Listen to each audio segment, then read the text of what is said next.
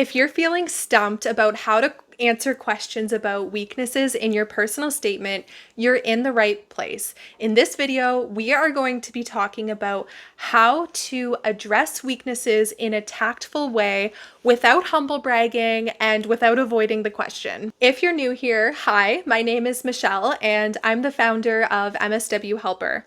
MSW Helper is a resource hub for people who are specifically applying to the Master of Social Work program.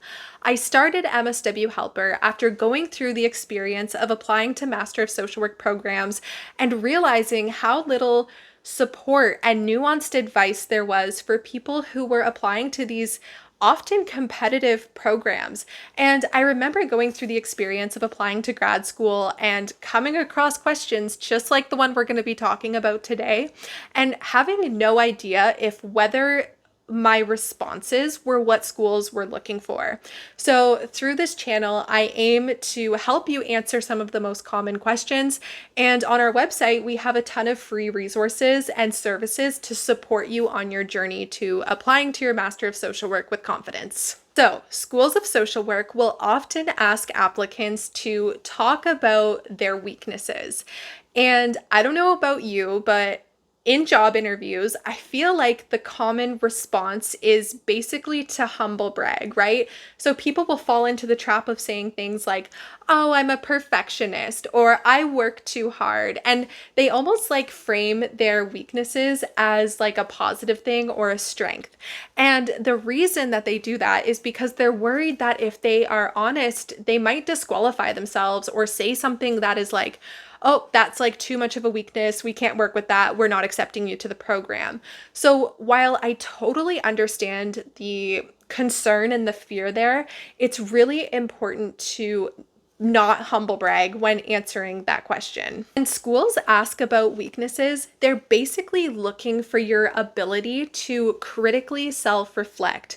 Schools of social work know that we're people, we're not perfect, and we don't exist in a vacuum. And the first step to improving and being better social workers is being aware of our limitations. If I can't articulate the things that I struggle with, how am I ever going to improve those things?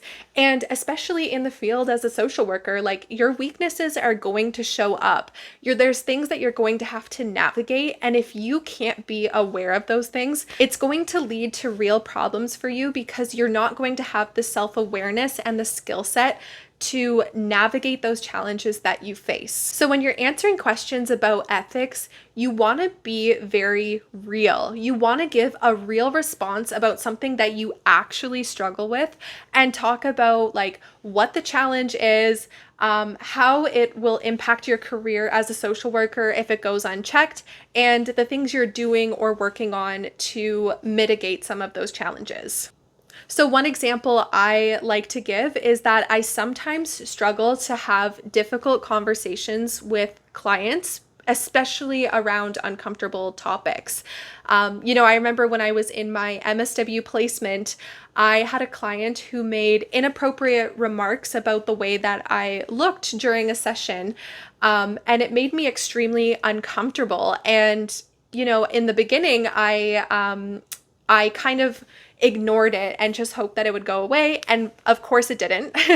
And so I had to learn how to have difficult conversations with clients because it was, more supportive for them in like setting those boundaries.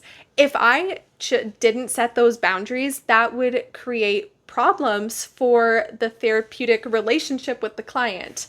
Another example people often give is self-care. In moments of, when things get stressful, sometimes we let those self-care habits fall to the wayside. And when that happens, that impacts our social work practice because it can lead to burnout. So as a social worker, we need to be aware that sometimes we struggle with self-care when the going gets tough, and it's going to impact our career if we let it go unchecked. So here are the things that we can do to like make sure that we don't fall into that trap. I think sometimes the way that the question about weaknesses is framed is not always the most strengths based.